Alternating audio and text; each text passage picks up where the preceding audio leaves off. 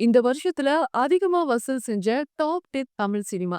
10வது இடத்துல இருக்கிறது தனுஷ் அவர்களுடைய கேப்டன் மில்லர். இந்த படத்தை டைரக்ட் பண்ணது அருண் மாதேஸ்வரன். இந்த படத்துடைய பட்ஜெட் 55 கோடி, வசூல் பண்ணது 78 கோடி.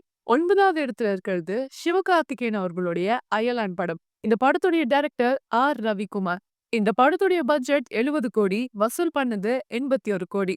8வது இடத்துல இருக்கிறது டைரக்டர் சுந்தர் சியோடைய அரண்மனை 4. இந்த படத்துடைய பட்ஜெட் 30 கோடி, ஆனா வசூல் பண்ணது 100 கோடி. 7வது இடத்துல இருக்கிறது சூர்யா அவர்களுடைய கங்குவா. இந்த படத்தை இயக்குனது சிறுத்தை சிவா. இந்த படத்துடைய பட்ஜெட் 300 கோடி, ஆனா வசூல் பண்ணது 102 கோடி. 6வது இடத்துல இருக்கிறது விஜய் சேதுபதி நடிச்ச மகாராஜா. இந்த படத்தை டைரக்ட் பண்ணது நிதிலன் சாமிநாதன். இந்த படத்துடைய பட்ஜெட் 30 கோடி, வசூல் பண்ணது 149 கோடி. 5வது இடத்துல இருக்கிறது கமல்ஹாசன் அவர்களுடைய இந்தியன் 2. இந்த படத்தை டைரக்டர் சங்கர் இயக்கியிருக்காரு. இந்த படத்துடைய பட்ஜெட் 250 கோடி, ஆனா வசூல் பண்ணது வெறும் 150 கோடி தான். 4வது இடத்துல இருக்கிறது தனுஷ் அவர்களுடைய ராயன். இந்த படத்தை இயக்குனதும் தனுஷ் அவர்கள் தான்.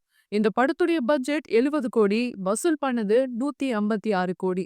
3வது இடத்துல இருக்கிறது சூப்பர் ஸ்டார் ரஜினிகாந்த் அவர்களுடைய பேட்டையன். இந்த படத்தை டைரக்ட் பண்ணது டி.ஜே. ஞானவேல் அவர்கள். இந்த படத்துடைய பட்ஜெட் 200 கோடி, வசூல் பண்ணது 255 கோடி. 2வது இடத்துல இருக்கிறது சிவகார்த்திகேயன் அவர்களுடைய அமரன் படம். இந்த படத்தை டைரக்ட் பண்ணது ராஜ்குமார் பெரியசாமி.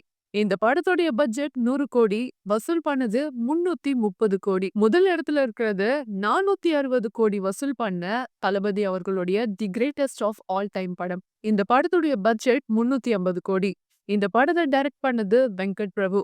இந்த மாதிரி நிறைய சினிமா கண்டென்ட்ஸ்க்கு 5 பாக்ஸ் தமிழ் சேனலை சப்ஸ்கிரைப் பண்ணிக்கோங்க.